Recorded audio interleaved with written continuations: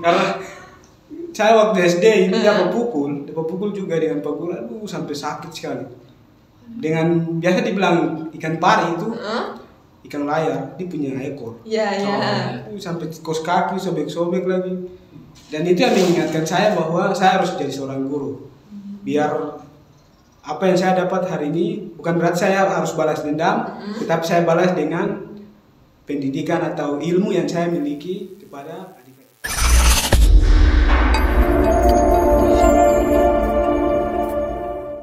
Nah, kali ini aku kedatangan tamu yang luar biasa, para atlet Porsenas 5 PT PGRI se-Indonesia.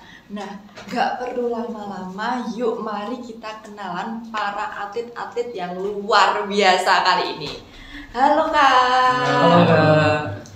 Boleh dikenalin dong Kak, namanya, dari univ mana, dan kemarin itu menjuarai apa? Dimulai dari siapa dulu nih Kak Randy nih? Oke, dari saya dulu ya. Halo teman-teman podcast, kenalin aku Reddy, aku dari STKIP PGRI Bandar Lampung, mengikuti cabang lomba foto warna. Nah, terus Kak, siapa satu lagi? Dari Papua. Dari Papua. Ya. Halo teman-teman, saya dari STKIP PGRI Papua.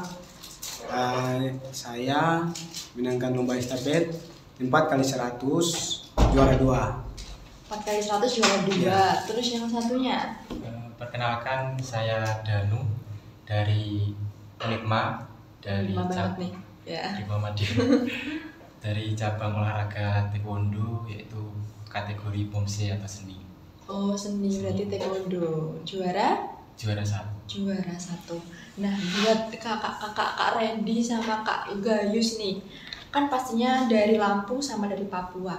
Gimana sih Kak kesan pertama menginjakan kaki di kota pecel di Madiun ini? Oh iya. Nah, gimana sih Kak perasaannya, kesannya?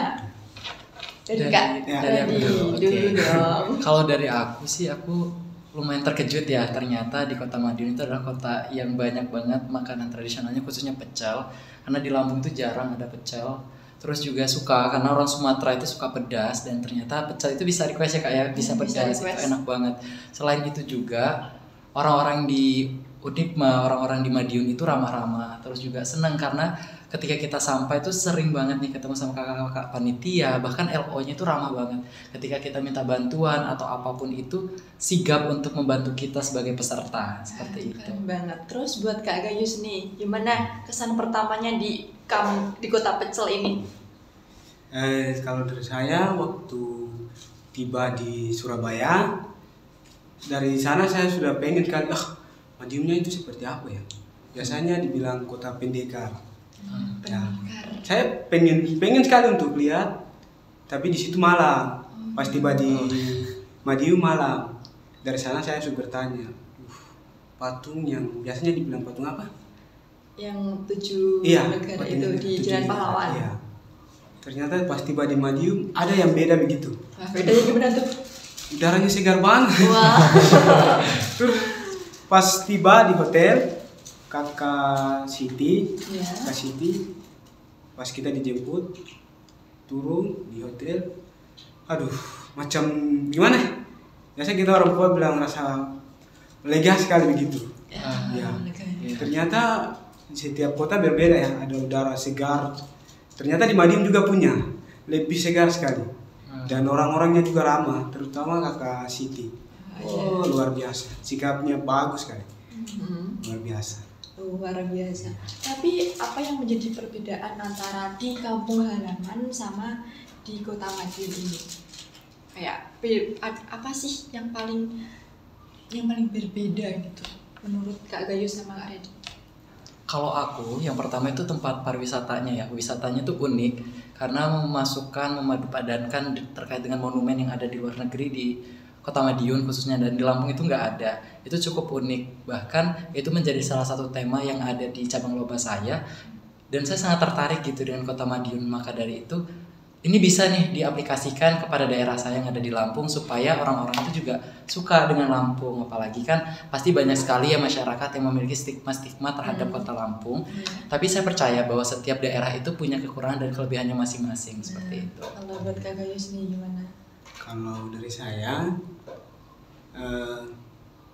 dari kampung rasanya macam gimana? Maaf, di sini saya rasa lebih beda. Bedanya gimana? Gimana nih? Beda dengan kampung karena dari kampung itu gimana? Kita melihat-lihat tidak terlalu seperti khususnya di Madiun. Waduh, pertama kali saya lihat di sini, aduh, luar biasa sekali, sangat senang. Saya kan macam ingin sekali tinggal di sini dan saya pengen sekali untuk ambil hasil yang saya dapatkan di sini, khususnya di Kota Madiun, akan saya jadikan aplikasi dan juga jadi gambaran untuk teman-teman saya bahwa Kota Madiun adalah kota pendekar paling terbaik. Aduh, Memiliki luar udara luar biasa. Ya Allah, Madiun nih. Terus, ada lagi? Ya, itu aja.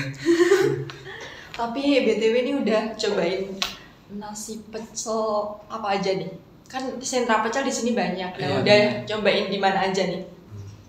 Kalau aku sih baru cobain tadi sih, ngerasain karena aku lebih tertarik sebenarnya sama bebeknya. Bebek, Iya, karena oh. banyak banget bebek. Tapi pecel itu aku lupa namanya, tapi nasi dicampur sambal pecel gitu, dikasih orek tempe sama Nah, telur. sayur sama Iya. lalapan gitu. Iya, kan begitu, nasi. benar. Kalau buat Kak Gayus udah cobain belum? udah cobain, cuman apa nggak tahu apa Namanya. cuma tahu pecel itu aja. Iya, sama. Tapi rencana ada mau setelah ini nih kan, setelah Iya. ini kan mau pulang. Nah, rencana pulangnya tuh kapan sih Kak? Buat Kak Gayus atau Kak Redi? Kalau aku sendiri pulang tuh rencananya tuh tanggal 8 mungkin siang setelah dari kegiatan terakhir cabang lomba dari yang kita ikuti dari STKP PGRI Bandar Lampung. Setelah itu kita langsung pulang, jadi nggak ikut di tanggal 9. Gak ikut yang closing ya? Iya, nggak ikut. Aduh, kenapa tuh? Karena mungkin apa ya, delegasinya juga punya kesibukan masing-masing dan kita juga supaya lebih efisiensi aja sih Oh gitu. gitu. Tapi estimasi antara dari sini ke Lampung itu berapa hari Kak? Kan pakai kendaraan apa? Bus atau iya. pesawat? Pakai bus. Jadi perkiraan waktunya itu karena kita lewat tol itu 1 hari. Kemarin kita berangkat dari pukul 2 siang, tiba di lokasi di Unifma itu pukul 12 siang. Oh gitu. Kurang Berarti lebihnya hampir 22 jam. hampir 1 hari Iya, ya. betul. Tapi perjalanannya itu gimana sih, kan aku sebelumnya belum pernah nih Iya, ya ini ke belum pernah ke Lampung gitu kan. Belum pernah ke Lampung, gimana sih rasanya perjalanan panjang naik bus Iya. sini ke Lampung? Karena biasanya kan cuma aku kalau main itu cuma lingkup Pulau Jawa aja. Oh gitu. Jujur ya, kalau yang belum pernah naik kapal pasti seru banget karena kita itu selain bisa naik kapal, kita bisa memandangi Pulau Jawa dan Pulau Sumatera. Jadi kita bisa ada di tengah-tengah itu dan bisa melihat juga namanya Gunung Krakatau. Oh, benar. Iya, jadi Ya. kita bisa melihat pemandangan-pemandangan yang indah dan gak hanya itu Kak. Jadi kita bisa melihat beberapa daerah yang berbeda-beda ya kulturnya, kebudayaannya, supaya kita tuh mengetahui bahwasannya itu Indonesia punya perbedaan yang cukup unik dari ujung sampai ujung gitu. Apalagi dari Sumatera ke Madiun itu cukup jauh ya. Cukup jauh, Jadi bisa apalagi melihat darat laut gitu kan. Iya, jadi darat laut darat lagi gitu. Berarti kayak udah dinikmati aja ya. Iya, nikmati aja. Iya banget gak sih? Apalagi pas malam mau menjelang subuh ya, mau menjelang subuh itu bagus banget karena kita ada di tol, kita bisa melihat pemandangan yang cukup luas gitu. Itu indah banget sih, apalagi di Pulau Jawa ini luar biasa. Jadi pengen ke Lampung. Iya, tapi harus nggak banget tahu sih cobain. kemana. Iya, nanti cobain dulu ke Bandar Lampung ya Kak. Oh, Iya, itu sebagai kota. itu provinsi. udah apa ya, udah lingkup kota kayak di sini tuh kayak Iya, di Jakarta sama. gitu. Betul. Sama ya? Iya, sama Berarti seperti kayak itu. metropolitan banget gitu. Iya, metropolitan banget pokoknya. Wow. Harus coba banget, harus coba ke salah satu provinsi menjadi tujuan utamanya itu adalah Bandar Lampung. Banyak banget pantainya juga, luar biasa. Doakan ke sana. Amin. Ditunggu lah ya. Soalnya kan gak punya kerabat ke sana, terus gak tahu tujuan ke sana tuh mau ngapain. Iya, banyak Jadi, banget Kak tempat doakan wisata ada. juga. Ya ke sana dengan tujuan Amin. cinta. Mungkin jodohnya nanti kayak. Jangan. Jauh banget. Oke. Untuk Kak Gayus nih, apa untuk perjalanan dari sini ke Papua kan ya Kak Papa ya, Iya. itu naik pesawat atau sama kayak Kak Redi nih pakai bus dulu atau gimana? Iya, dari Madiun harus pakai bus dulu ke Surabaya, baru naik pesawat. Kalau dari Papua, dari Papua ke sini kurang lebih 1 hari. 1 hari. 1 hari Itu naik pesawat ya? naik pesawat. Wah, lama juga ya. Iya. Terus? Kalau dari Biak jam 11 atau jam 12, paling tiba di Makassar paling jam 3. Oh, wow. Berarti hampir berapa 2 harian sampai sini ya? Iya. Lama juga. Wow. Tunggu lagi, pindah lagi, lalu naik lagi sana tiba di Surabaya jam 9 malam. Wow, luar biasa. Perjalanan jauh itu capek enggak sih? Kan kita 2 hari, 3 hari 2 malam enggak sih itu? Capek sih. Capeknya gimana? Coba diceritakan. Aduh, naik kapal lagi. Maaf saya pakai logat Papua. Tak apa lah, tak apa. Itu naik kapal dari Serui. Ya. Tiki Pegeri dari Serui. Ya. Nah, dari Serui naik kapal itu macam kapal perintis begitu. Dari Serui tiba di Biak. Di Biak, menginap lagi di Biak 1 hari di Biak. Lalu paginya jam 12 siang naik di Bandara Frans Kaisiepo, tiba di Makassar jam 3. Jam 3 kita training lagi. Di jam 5, jam 9 kita di Surabaya.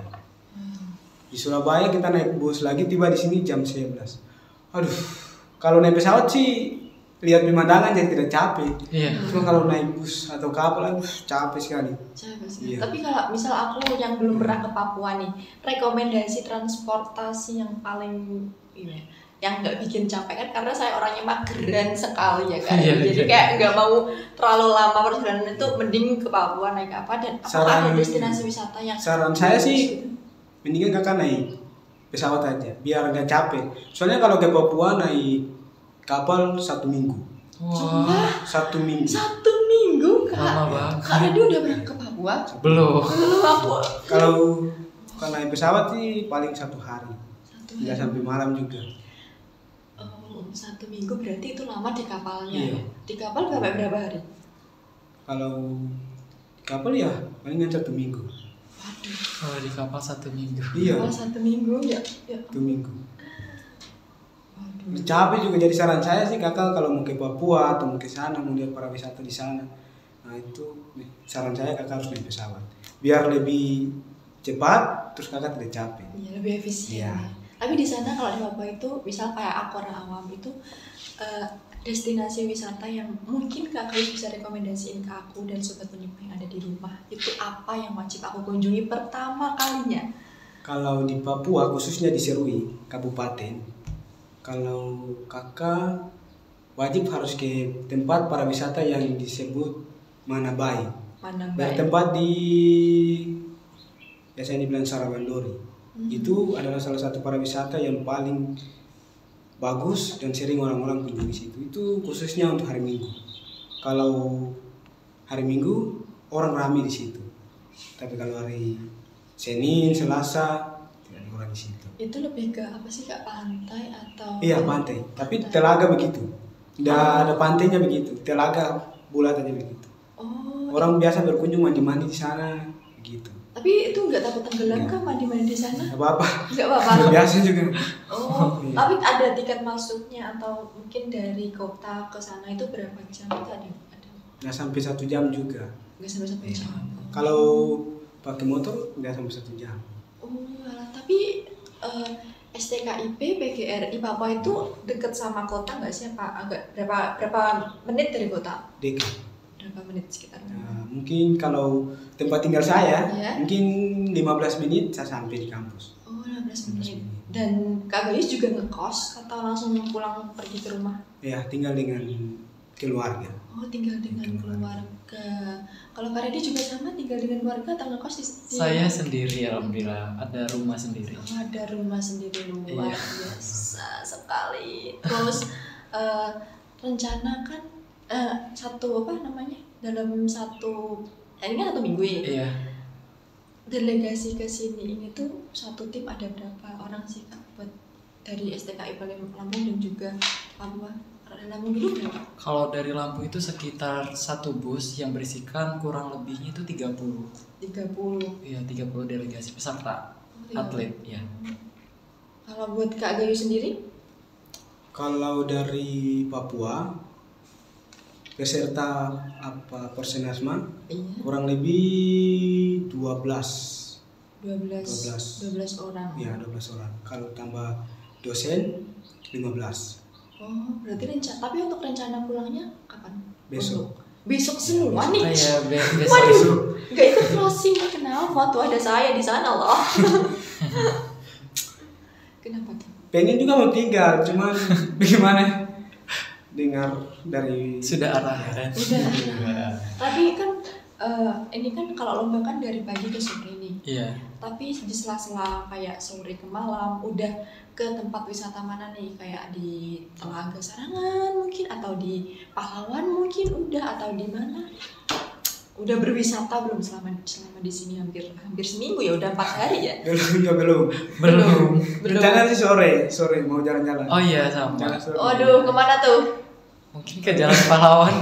Makanya harus maksim dulu. Iya, kita sama belum maksim tahu. baru biar komunikasi dengan sopirnya biar antar. Soalnya kita baru juga jadi. Tapi kalau misal main-main itu biasanya ajak satu tim atau kita sendiri-sendiri aja nih? Lebih serunya harus ajak satu tim biar Satu tim. Iya. Mending pakai itu enggak sih, bus dari Iya, bus kontingen. Iya, terus langsung muter-muter aja, nanti kalau udah tersesat kan ada maps. Siap. Atau menghubungi LO pun juga bisa Iya, di bisa. koordinasi buat diajak jalan. Untuk Kak siapa nih dari Universitas PGRI Madiun. Nah, buat teman-teman semua nih aku pengen tanya nih, kan selama mengikuti lomba hampir 1 minggu ini, gimana sih pengalaman mengikuti lomba Porsenasma kelima PT PGRI se-Indonesia buat Kak? Ini dulu dah, Unipma, tuan rumahnya nih. Gimana buat tuan Pesan rumah dan Unipma? kesan.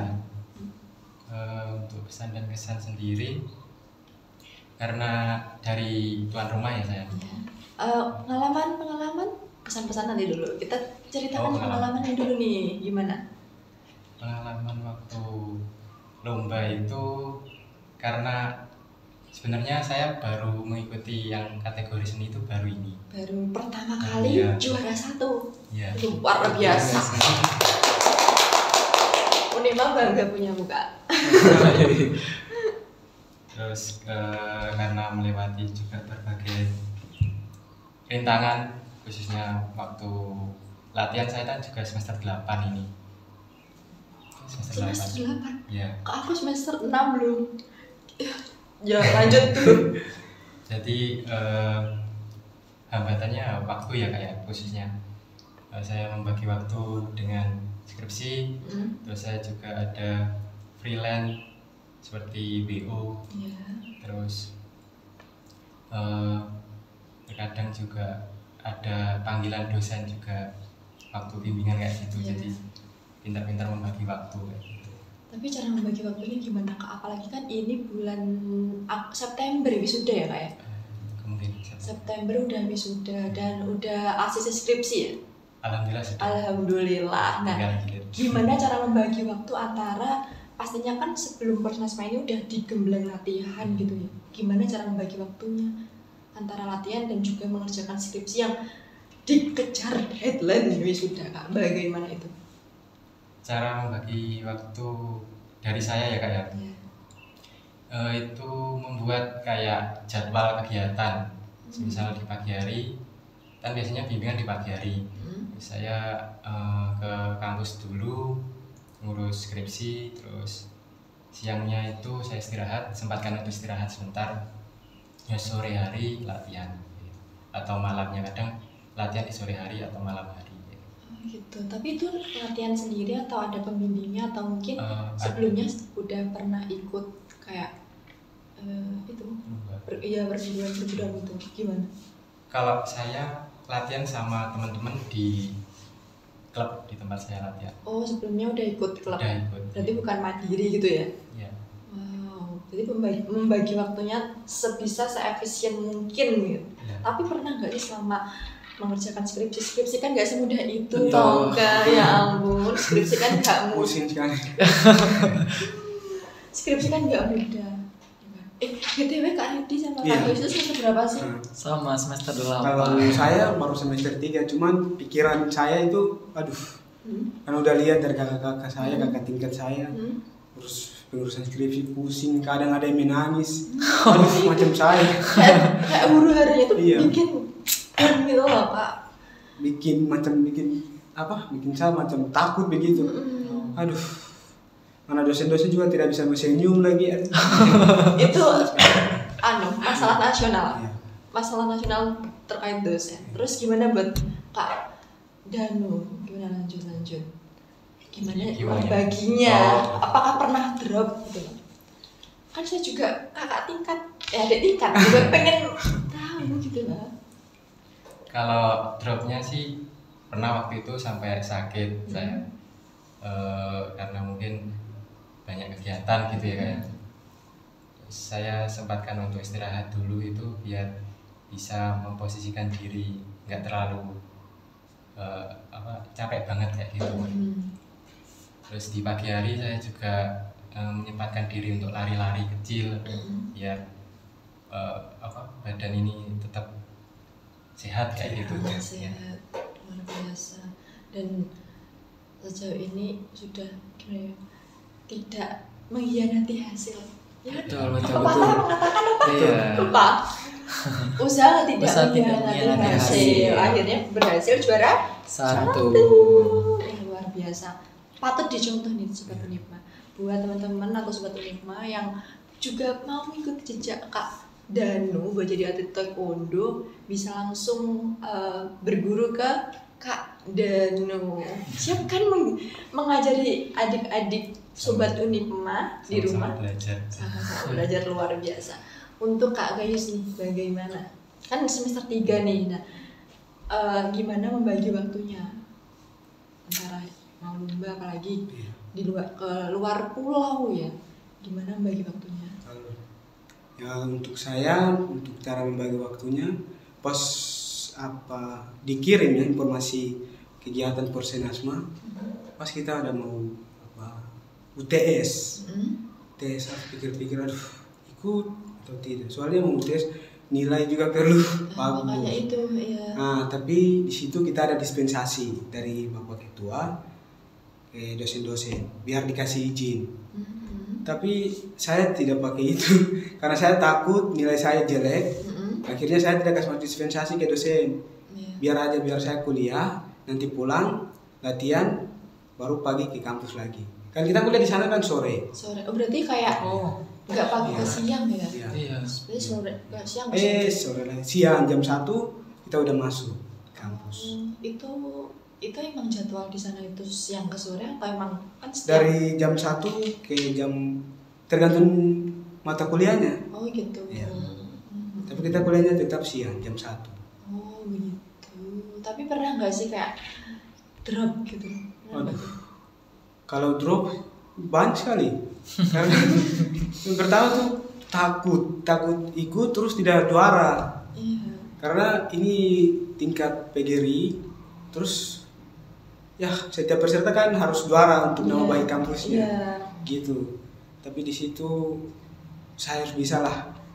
Walaupun kalah, yang penting harus bisa ikut. Biar jadi pengalaman. Biar balik, biar itu menjadi pengalaman saya untuk kedepannya lebih giat latihan, biar bisa juara. Wah, luar biasa banget Kak Gayus ini. Motivasinya sangat tinggi ya Kak. Wow, patut dicontoh nih Sobat Unipma yang ada di rumah. Tapi selanjutnya buat Kak Arendini. Kak Arendini kayaknya udah pengalamannya udah banyak banget. Mungkin bisa di-share tips dan triknya buat Sobat Unipma. Kan pastinya jadi fotografer kan Kak? Iya, insyaallah. Terus amin. Cepat, Karena masih mahasiswa kan, belum menjabani atau mendalami lebih dalam lagi lah. Tapi emang udah passion banget di bidang fotografer. Insyaallah ya. Insyaallah Iya. Alhamdulillah. Nah, untuk lomba nih dan juga membagi waktunya antara perkuliahan itu gimana? Tapi kan ini udah passion banget, jadi sebelumnya udah sering kayak gitu kan? Sudah. Nah itu gimana membagi waktunya? Kalau saya pribadi itu sebelum membagi waktu itu membuat 3 jenis. Yang pertama sangat penting, penting dan tidak penting. Nah, ketika kategori itu sudah ditentukan, dilanjutkan membentuk tabel checklist. Nah, tabel checklist ini urutan apa aja yang akan dilakukan bukan dalam 1 hari, tapi dalam rangkaian bulan. Nah kemudian setelah itu ditentukan lagi dari kegiatan yang di awal tadi penting tidak penting, nanti kemudian saya checklist. Terus karena sudah mendekati perlombaan, maka hal-hal yang tidak begitu penting maka itu dikesampingkan terlebih dahulu. Nah kebetulan sebelum berangkat ke sini itu saya juga 1 bulan sebelumnya itu mengikuti ajang Putra Literasi Nasional, mewakili delegasi Provinsi Lampung. Ya alhamdulillahnya menang, juara 1. Alhamdulillah, luar biasa. Iya, juara 1. Kemudian dosen itu juga mengajak untuk ikut serta tetap, karena memang kemarin itu bagi saya mau fokus dulu nih karena semester akhir ya, sama dengan Kak Danu tadi sama-sama nyusun skripsi, dan dosen juga memberi keringanan dan mengupayakan untuk tetap ikut serta dalam Persernasma 5 ini.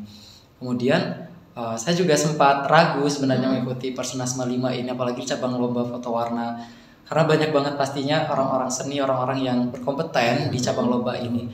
Tapi saya percaya dengan tujuan saya untuk mengharumkan nama STKIP PGRI Bandar Lampung supaya lebih baik lagi, dan orang itu tahu STKIP PGRI Bandar Lampung itu kampus yang cukup unggul di Lampung gitu Kak. Luar biasa sekali, ya ampun, aku ketemu orang-orang hebat di sini. Barakallah. Tapi pernah nggak sih selama itu kan membagi waktu, ada to-do listnya, kan terstruktur banget nih Kak Randy. Tapi pernah nggak sih terstruktur itu Kak Randy juga sempat drop karena tekanan pikiran, tuntutan, apalagi semester 8 Kak. Iya cukup berat. Aku semester 6 aja udah pusing banget, mau menangis. Ya itu pasti ada sih Kak. Cuma saya kembalikan lagi, itu ada plan A, plan B, dan plan C. Apalagi kita kan mahasiswa harus mengikuti aturan yang ada di kampus, ketika dosen itu memiliki karakteristiknya masing-masing.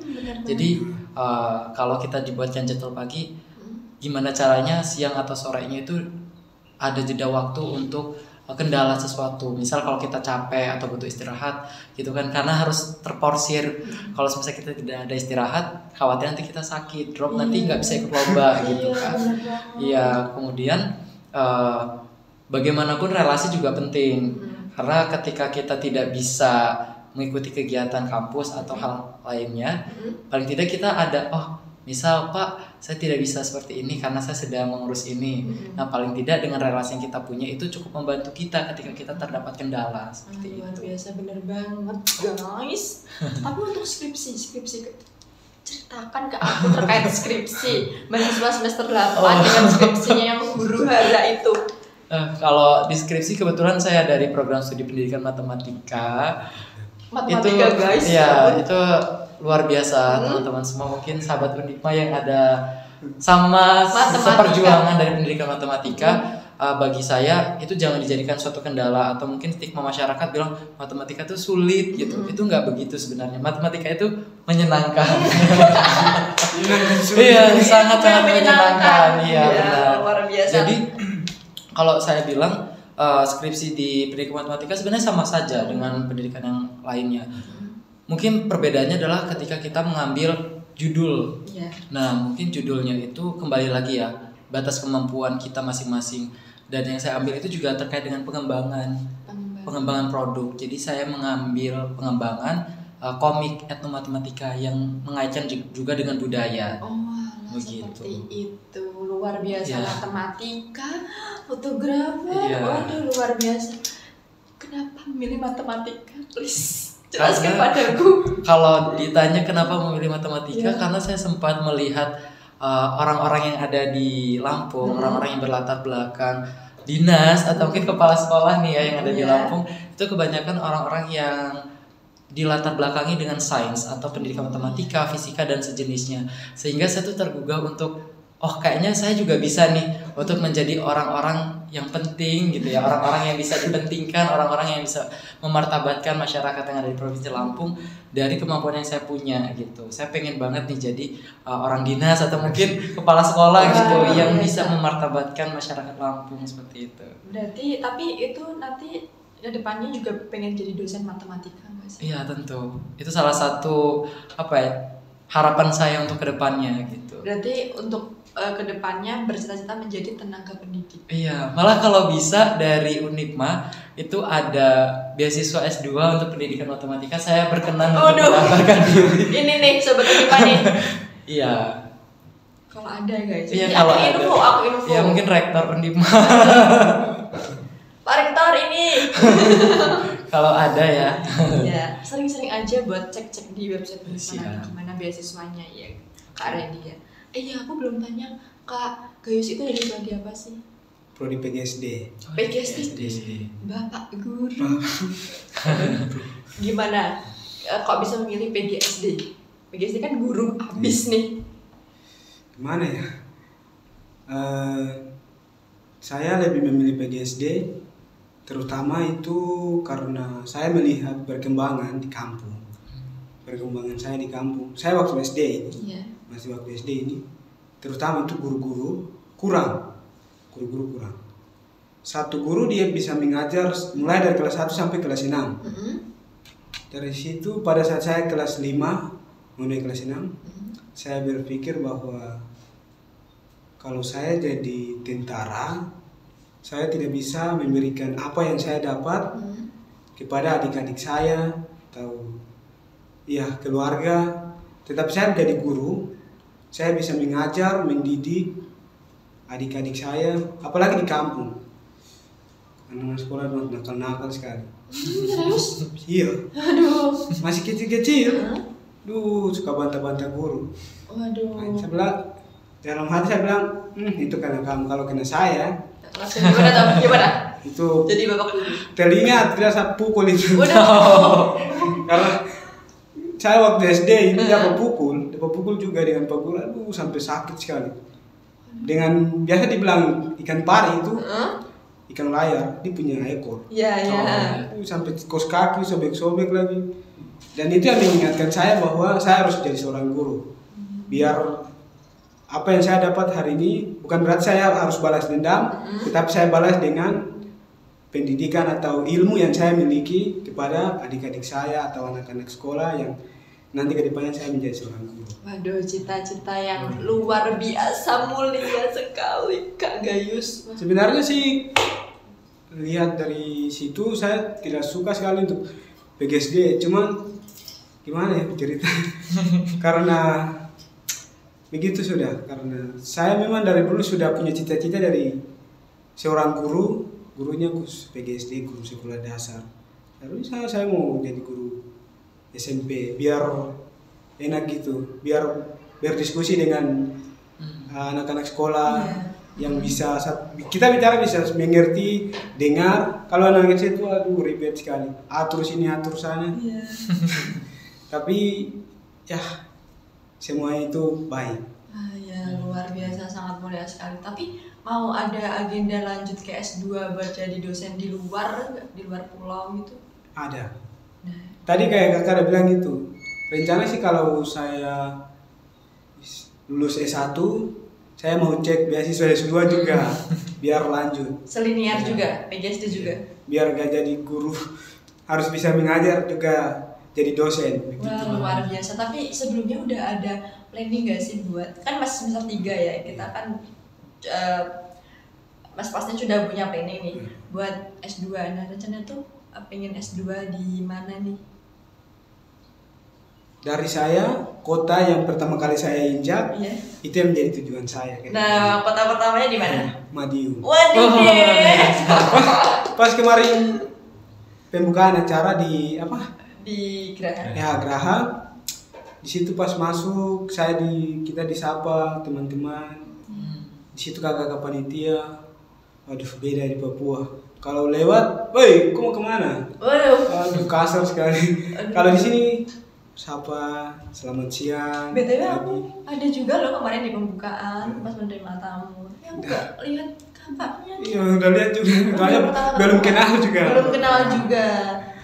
Iya. Terus gimana? Jadi rencana saya itu seperti begitu. Kalau lulus S1 nanti, saya harus berusaha ngecek kira-kira di Madiun itu S2-nya bisa diterima di Unipa mana, harus di PGRI mana. Tapi saya melihat Universitas PGRI Madiun itu luar biasa ya. Dengan terutama mahasiswa. mahasiswanya. Kalau di Papua beda. Gimana? Bedanya apa yang paling? Kalau kita di Papua kita sudah pengaruh artinya dengan bahasa.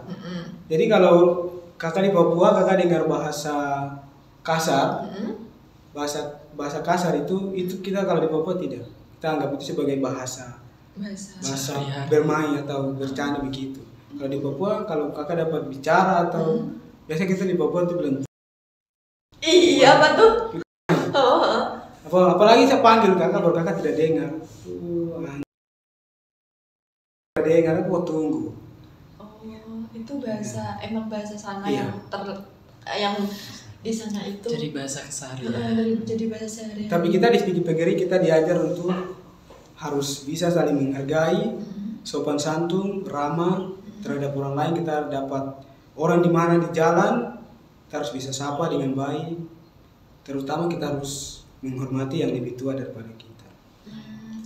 Jadi saya bangga sekali berada di Stigi PGRI Papua, khususnya di Serui, karena dengan adanya Stigi PGRI Papua, saya bisa injak di Kota Madiun. Wow, luar biasa. Tapi buat Kak Danu nih gimana? Kak Danu dari prodi apa sih Kak? Aku juga nggak tahu Kak. Saya dari prodi BK. BK bimbingan Bimbingan dan konseling. Motivasinya ikut BK itu apa? Masuk BK prodi BK. Kalau motivasi masuk BK, karena pertamanya saya tuh suka ilmu psikologi kan. Psikologi habis. Udah terlihat Kak wajah-wajah anak psikologi. Jadi karena masuknya di Unipma yang nggak beda jauh dari psikologi, jadi masuk ke BK. Oh gitu, nggak ada motivasi lain pengen jadi guru, dosen atau gimana? Kalau jadi guru itu ada masukan dari kakak saya, karena kakak saya juga guru. BK juga? Bukan, guru PKN. Tapi dulu kuliahnya juga di sini? Iya, alumni sini juga. Alumni sini, kenapa nggak PKN? Biar beda gitu. Oh, biar beda. Terus ada mau lanjut S2 nggak rencana? Keinginan ada. Keinginan ada, tapi belum terlintas gitu ya? Atau udah aku mau S2 di sini? Sudah ada di planning kedepannya sudah. Udah ada, wow luar biasa. Tapi kembali lagi aku mau tanya terkait Porsenasma ya. Gimana sih persiapan teman-teman semua, Kak Redi, Kak Gayus, dan Kak Danu mengikuti lomba? Itu persiapannya apalagi apa? Ini foto warna, terus apa? Estafet dan juga taekwondo. Persiapan pas mau lombanya itu gimana? Deg-degan kah atau gimana kah? Gimana? Buat Kak Redi dulu nih. Kalau dari aku pribadi sih kayak, karena foto warna itu cakupannya cukup luas, apalagi temanya itu terkait dengan tujuan SDGs, dan nggak semua orang itu tuh tahu terkait dengan SDGs. Poin utamanya itu adalah ingin membuat pembangunan perubahan berkelanjutan. Nah, sebelum itu tuh persiapan saya adalah mengetahui, mencari tahu lah khususnya ya terkait dengan SDGs itu. Terus riset juga dari beberapa jurnal, terus website supaya lebih paham terkait dengan apa sih SDGs dan apa sih yang diharapkan. Kemudian dari tema tersebut, saya membaginya lagi untuk memfokuskan pada lokasi. Saya harus tahu juga lokasi pengambilan gambar itu ada di mana. Dan saya harus tahu terkait dengan latar belakang di lokasinya. Kemudian mencoba membuat kaitan atau berkesinambungan antara tema dengan tempat. Setelah itu saya menyiapkan perlengkapan-perlengkapan seperti kamera, lensa, terus komposisi dari kamera itu sendiri sih supaya menciptakan foto yang orang itu setiap lihat atau pertama kali lihat, oh iya foto itu, atau mungkin menjadi inisiasi untuk fotografer yang ada di Kota Madiun. Jadi trik atau mungkin teknik seperti ini nih bagus nih supaya orang tuh lebih minat lagi ketika datang ke wisata Kota Madiun, dan orang-orang itu tuh kaget melihat di media sosial ternyata seperti ini, kok pas nyatanya seperti ini. Gitu. Iya, jadi ada keunikan tersendiri. Orang yang datang pasti terkejut seperti itu. Berarti setiap foto itu ada komposisi, ada perbedaan ya, ada, satu dan yang lain. Iya benar. Itu gimana sih kita masyarakat awam, atau aku pastinya Iya. awam ya lihat itu, gimana cara kita melihatnya, mungkin ada tips dan triknya. Kalau dari saya pribadi sih melihat dari lingkungan terlebih dahulu. Karena di setiap lingkungan itu kan beda-beda ya karakteristiknya, kayak di Papua, di Lampung, di Madiun itu berbeda-beda. Nah, kalau dari saya pribadi ada beberapa angle yang kayak oh ini cocok nih dibuat kayak gini. Karena terkadang orang itu fokusnya untuk selfie aja ya, kebanyakan selfie. Tapi kalau kita ambil dari sudut pandang lainnya, ini bisa lebih luar biasa gitu hasil fotonya. Kayak gitu. Wow. Tapi untuk warna kan biasanya kalau foto itu kan ada yang gelap Iya. dan yang terang. Dan kakak itu lebih suka yang ada unsur apanya kalau foto itu? Kalau dari saya pribadi bergantung konteksnya. Tapi karena ini adalah pariwisata khusus untuk kota wisata Madiun, jadi saya memfokuskan pada penggunaan warna yang kontras yang cukup terang supaya orang melihat itu menarik gitu. Oh gitu, luar Iya. biasa. Aku boleh minta tunjukin dong Oh, boleh, hasil boleh. gambarnya juara 1 nih guys. Ada nih Juara Kak, 1. aku tunjukin ya. Mungkin bisa dijelasin. Ini Kak. Coba ke sobat Oke. ini mas. Ini guys. Ya. Mungkin nanti Mungkin Kak. buat tim editing bisa di di zoom ya kak ya. Ini guys. Bagus banget. Nah, apa sih kak filosofinya mengambil ini, dan mungkin bisa diceritakan, dideskripsikan? Kalau saya pribadi ya, sebelum saya mendeskripsikan, karena tadi saya sudah sempat memberitahukan bahwasanya riset terlebih dahulu, dan ternyata juga di lapangan itu belum ada nih beberapa fotografi yang di Madiun pakai teknik refleksi namanya. Jadi memantulkan antara benda nyata terhadap benda bayangannya. Nah, dari situ juga saya berharap penggunaan teknik itu bisa dipakai di Kota Madiun. Yang mana nanti orang-orang itu terkejut atau melihat suasana yang di media sosial yang ternyata tuh ada danau atau mungkin air pantulan dari cermin yang tadi, ternyata di lokasi itu sebenarnya tidak ada. Nah, hal ini juga bisa menjadi salah satu bentuk inisiasi saya kepada Kota Madiun. Harapannya bisa mewujudkan sebagaimana Bapak Dr. Maidi ya, yang waktu kita pembukaan menyampaikan untuk menjadi portal Nusantara gitu. Nah, nantinya dengan adanya ini orang-orang lebih tertarik dengan dinas wisata yang ada di Kota Madiun. Luar Gitu. biasa. Aku takjub banget. Wah, aku speechless banget guys. Sebenarnya itu bisa lebih luar biasa lagi Kak, karena memang ternyata unik juga sih di Kota Madiun ini ada pegawai dinas atau mungkin petugasnya ya. Petugasnya itu yang menjaga di lokasi. Iya. Itu jarang sekali yang ada sampai siang ternyata. Menyeberang Iya, juga. menyeberang. Apalagi tidak ada lampu merah kan. Setelah lampu merah yang ada di ujung, di tengah-tengah situ ada petugasnya. Itu jarang sekali ada. Dan ini menciptakan antara kontribusi signifikan dari pemerintah Kota Madiun dengan masyarakat supaya mewujudkan tujuan SDGs tadi. Karena tujuan SDGs itu nggak cuma satu Kak. Ternyata ada 17 dan beberapa elemen itu ada di sini gitu. Berarti aku juga suka foto sih kak. Cuma aku suka foto yang bagian aku sendiri, kayak aku talentnya atau aku modelnya. Jadi kalau lihat ini tuh, wow, bagus banget. Iya. Itu juga kalau semisal diambil kayak potret gitu, mungkin kakak suka tadi bergaya sendiri, saya sendiri gitu. Itu kalau diambil di beberapa spot itu kan ada beberapa negara ya. Nah itu diambil dari bawah terus dikasih kaca refleksinya atau mungkin bisa sih pakai HP tapi kurang maksimal. Jadi pakai cermin hitam di bawah lensa atau kamera ponsel juga nggak apa-apa. Itu nanti lebih keren banget gitu. Tapi ini tuh sebelumnya diedit yang Nggak ada. atau langsung kita jepret langsung kayak gini. Itu asal bukan asal ya. Itu memang tangkap langsung di lapangan pakai shutter speednya supaya kita pakai shutter speednya harus menyesuaikan. Jadi supaya orang yang berjalan itu berhenti di tempat seperti itu. Karena juga kalau misalnya mau diedit, kita nanti didiskualifikasi karena di peraturan itu tidak ada editing selain cropping dan black and white aja. Oh gitu. Kayak gitu. Sumpah aku gak bisa berhenti berkedip lihat ini. Iya. Kok bisa ya? Karena pengen lihat kan itu ada Menara Parisnya, terus ada balon udara dari Kapadokia kalau tidak salah juga. Oh iya. Itu. Terus kayak tonnya itu kayak emang bener-bener pahlawan pada saat itu. Iya. Kayak cahaya mataharinya. Iya, Terus bener. ini agak kuning-kuning gimana gitu ya? Iya memang. Karena memang dinaikkan kontrasnya sebenarnya itu bisa dinaikkan lagi biar lebih menyala gitu ya. Lebih menyala, tapi saya lebih suka smooth gitu aja sih Kak, biar orang ngelihatnya nggak terlalu over, tidak berlebihan, tapi kayak nyaman di mata juga seperti itu. Tapi ini tuh kalau misal kita menjadi fotografer ya Kak, ini Iya. tuh gimana cara kita mengetahui foto ini tuh bagus dan foto ini tuh kayak jelek? Oh, seperti Kita itu. kan masyarakat awam juga kayak semua foto bagus kok, asal jepretnya pakai kamera. Tapi gimana kita sebagai fotografer melihat Oh iya, foto benar. itu bagus dan gimana detailnya itu gimana kita bisa melihatnya?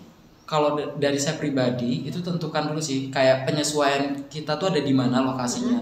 Kan biasanya ada temanya di tempat itu. Nah, temanya seperti apa? Kemudian berkesinambungan nggak sih kalau kita misal ambil dari depan, dari belakang, atau bisa kita sebut sebagai angle foto. Iya. Sudut pandangnya lah seperti itu. Kemudian dari foto itu juga perlu presisi. Kalau dari matematika itu sendiri itu ada namanya garis Cartesius, horizontal dan vertikal. Iya. Nah, itu yang saya coba di sini supaya presisi ketika ada objek yang di tengah itu pas di tengah, kemudian objek lainnya itu ada di sekelilingnya seperti apa. Kemudian letak fokusnya, kita itu ingin memperlihatkan apa. Nah, karena ini ingin menunjukkan kota wisata dari Madiun dan kinerja dari petugas pemerintah dan juga masyarakat, jadi fokusnya untuk keseluruhannya. Seperti itu. Bisa kita hanya fokuskan kepada masyarakat, tapi kita akan menutup bagian-bagian penting lainnya seperti petugasnya. Seperti itu. Jadi memperlihatkan apa yang mau kita perlihatkan, kemudian cocok nggak kalau misalnya kita ambil dari sudut pandang seperti ini. Cukup seperti itu, begitu. udah pasti bagus ya. Luar biasa, sangat detail, sangat informatif banget. Iya. Kak Randy ini fotonya juga bagus, informatif banget, luar biasa. Tapi gimana? Tapi BTW Kak Randy itu ikut WO atau IO? Kan jadinya kalau WO itu kan ada vendor fotografi gitu ya. Saya ikut nggak ikut, sih? tapi bagiannya konten kreator. Karena kebetulan saya juga di Lampung itu konten kreator sih Kak. Waduh, Kayak gitu. konten kreator. Iya, gitu. Seleb ya. Seleb Kak. Amin. Amin. BTW tapi ikut nggak? Kalau vendor sih saya nggak ikut ya Kak, karena lebih suka dipanggil kayak ke WO aja. Kalau vendor kayak fotografer di sini belum sih, belum kepikiran karena saya lebih suka berdiri sendiri dan saya juga rencananya bakal buka apa ya, bimbel dan lain sebagainya itu khusus untuk apa ya, kayak kemampuan yang saya punya sama seperti Kak Gayus tadi bilang, ingin menyebarluaskan pengetahuan dan pengalaman kita kepada masyarakat luas, yaitu sama seperti halnya kepada saya nantinya untuk kedepannya. Luar biasa sekali. Untuk Kak Gayus nih, apa sama juga kayak Kak Randy atau bagaimana? Iya. Mungkin bisa ceritakan persiapannya. Ya. Persiapannya. Persiapan untuk mulai estafet. Iya. Ya. Dalam estafet kan harus ada 4 orang. Iya. Ada 4 kali 100, 4 orang. Nah, persiapan kita untuk memulai itu sebenarnya sih saya sudah menyerah karena sudah didis dari pertama babak diskualifikasi. Karena saya bilang percuma juga kalau saya ikut, kalau 100 meter pertama saya tidak ikut, saya sudah dis. Iya. Jadi saya bilang tidak usah, sudah biar kita tidak ikut dari 4 kali 100, biar kita di diskualifikasi saja. Karena itu langsung final, 4 kali 100 langsung final. Jadi pas saya sudah putus asa begitu, ada teman-teman saya datang bilang, ayo pasti kita juara. Kita dari Papua, kita bukan datang dengan kepentingan pribadi, tapi untuk nama baik STKIP PGRI Papua, khususnya di Serui. Saya ingat, wah betul, dari Papua Bapak Ketua bicara pesan kasih tahu bahwa STKIP PGRI Papua ada di bahu kalian. Saya berpikir kita dari Papua, bukan kita yang biayai, Bapak Ketua, jadi harus berikan yang terbaik. Ayo pasti kita bisa. Pas masuk lintasan, saya bilang sama teman-teman saya, berdoa dulu. Kita harus berdoa sama-sama, kita minta semoga saja hari ini kita bisa juara. 1 kita tidak perlu, dinya 2, 3, luar biasa sekali. Pas kita ada di dalam lintasan, saya sendiri sih gimana ya, gugup sekali karena belum pernah, baru pertama kali ikut. Jadi saya betul-betul mempersiapkan diri saya. Saya memang gugup, tapi saya percaya bahwa demi nama STKIP PGRI Papua saya bisa. Luar biasa sekali Kak Gayus. Tapi selama lomba estafet ini ya Kak ya, mungkin kan pastinya kayak ada rasa ragu atau gimana, tapi cara mengatasi itu gimana sih Kak? Cara mengatasinya saya berdoa, harus berdoa terus. Dan Iya. dukungan dari Iya. teman-teman itu sangat Penting sekali itu penting saya. sekali ya pastinya. Cara bisa ragu sekali, cuman teman-teman kasih dukungan, Kasih dukungan luar biasa. berdoa, harusnya saya bisa. Dan saya berpikir saya kalah, tapi demi nama STKIPB Papua saya harus menang. Dan ternyata kita masuk lintasan 3, kita juara 2. Wow, luar biasa banget Kak Gayus. Dari keraguan, dukungan, dan motivasi akhirnya mengepus semangat Kak Gayus untuk menjuarai juara berapa Kak? Juara 2. Juara 2 estafet berapa? 4x100. 4x100 guys. Jadi pentingnya motivasi dan dukungan dari teman-teman yang peduli sama kita itu sangat-sangat penting sekali. Tapi terlepas dari itu kita tuh gak boleh ragu sama apa yang menjadi tantangan yang kita hadapi pada saat itu juga. Ya kan Kak Reddy? Iya, benar. Benar banget kan pastinya. Untuk Kak Danu nih, gimana persiapan Kak Danu? Taekwondo. Dan mungkin ada struggle-strugglenya nih. Apa tuh Kak? Khususnya untuk latihan saya sudah lakukan sore malam kayak gitu kan. Waktu di pagi hari biasanya latihan fisik kayak lari, terus sprint, interval kayak gitu.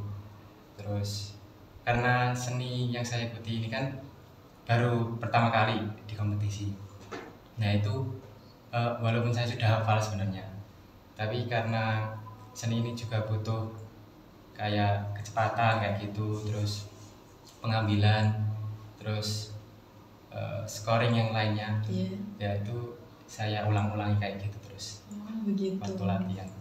Luar biasa. Tapi aku kan nggak tahu ya terkait dunia taekwondo. Perbedaan dari itu loh Kak, Silat. silat. Oh. Nah, sama taekwondo itu perbedaannya di apa? Apalagi kan kita kota pendekar abis nih. Nah, perbedaan antara itu sama taekwondo terletak di apanya? Kan sama-sama Bela diri. bela diri. Kalau perbedaannya di silat itu kan jadi apa ya, kayak seninya itu banyak gitu loh Kak. Dan ada silat dari apa, maksud kategorinya kayak gitu. Iya. Nah kalau di taekwondo itu bedanya di pukulan, tendangannya beda, terus scoringnya juga beda kayak gitu. Sudah, kayak Tapi gitu. untuk semuanya so far hampir sama ya, sama-sama bela diri. Iya, cuma teknik sama apa, aturannya kayak Oh, gitu. teknik Iya. dan aturannya. Wow, luar biasa sekali. Nah, ini last question nih. Last question buat atlet Porsenasma yang luar biasa. Bertalenta sekali. Amin, amin.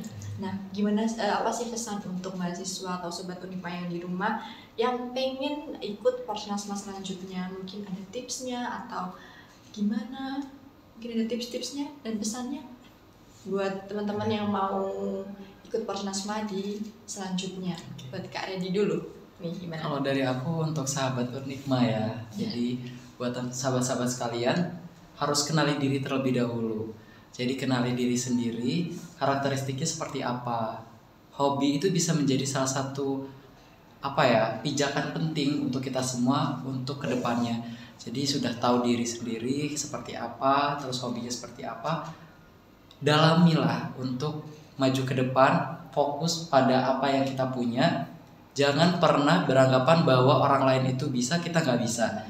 Fokusnya adalah kalau mereka bisa, kita pasti bisa. Kalau kita bersungguh-sungguh, pasti yang nggak bisa itu bakalan jadi kok, pasti bisa. Jangan pernah melihat latar belakang kita dari mana, tapi lihat pada tujuan kita dan harapan orang di luar sana yang percaya pada kita untuk terus maju ke depan dan meraih prestasi. Cakep. Yang penting yakin sama Yakin diri, pada diri sendiri. Yakin, tapi tidak lupa juga berdoa dan Betul. berusaha. Tapi pastinya nggak boleh ragu ya Kak ya. Iya. Harus yakin. Kunci Harus utamanya yakin. Yakin. Yakin. buat Kak Gayus ini apa? Kalau pesan saya, khususnya untuk teman-teman saya dari Stiki PGRI Papua yang nanti akan mengikuti Porsenasma berikutnya, terutama itu kita harus bersyukur dan bagaimana kita harus mendalami diri kita sendiri. Kita harus bisa melakukan apa yang harus kita inginkan. Yang pertama, jangan pernah kita menganggap remeh orang lain. Sebab apapun yang kita lakukan pasti berputar, kita di atas dan nanti kita di bawah. Oleh sebab itu pesan saya, mari kita sama-sama menjunjung tinggi apapun yang kita raih sama-sama, prestasi yang kita miliki, kita berikan yang terbaik dan tunjukkan itu kepada teman-teman bahwa apapun yang kita tidak bisa pasti kita bisa. Luar biasa, berarti setiap apa yang kita capai kita tuh tetap harus rendah hati. Iya. Dan tidak boleh tinggi hati, ya kan Kak? Iya, betul. Nah, luar biasa banget, motivasi banget dari Kak Gayus. Selanjutnya dari Kak Danu. Kalau dari saya simpel sih Kak, tekunilah apa yang sudah kita mulai dan mencoba untuk membuat senang dari apa yang kita tekuni tersebut. Berarti kuncinya konsisten untuk menekuni sesuai bidang yang kita pengen, passion kita guys. Berarti kita harus gimana Kak? Menekuni, membuat apa yang kita tekuni itu bisa membuat kita senang kayak gitu. berarti senang dulu. Jadi kalau menang atau kalah itu belakangan. Yang penting prosesnya itu membuat kita senang kayak gitu. Luar biasa, sangat motivasi banget atlet-atlet Porsenasma 5 PT PGRI se-Indonesia ini. Terima kasih banget buat teman-teman Kak Redi, Kak Gayus, Kak Danu yang udah mau aku ajak podcast hari ini, udah mau aku tanya-tanyain, udah ngasih tips dan trik, udah ngasih motivasi buat teman-teman dan sobat Unipma yang ada di rumah terkait pengalamannya menjuarai foto warna, menjuarai estafet dan juga menjuarai taekwondo. Nah, buat sobat Unipma yang ada di rumah, teman-teman yang menonton kali ini, pastinya aku akan menyarankan kalian buat ikut Porsenasma tahun depan. Tahun depan apa berapa tahun sekali ya Porsenasma itu? Kalau tidak salah 3 atau 4 tahun. 3 atau 4 tahun. Nah, persiapkan apa yang menjadi passion atau bidang kalian yang nantinya akan mampu dilombakan di Porsenasma 5 ini. Semoga apa yang menjadi harapan teman-teman atau harapan Kak Redi, Kak Gayus, dan Kak Danu bisa menjadi kenyataan di kemudian hari di masa depan. Amin ya robbal alamin. Terima kasih Sobat Unipma yang udah menonton podcast kita hari ini dan see you. Terima kasih Sobat Unipma. Oh ya, kita punya tagline guys. Unipma Smart and Competitive. Oke. Unipma Smart and competitive. See you, bye-bye. Unipma Smart and Competitive.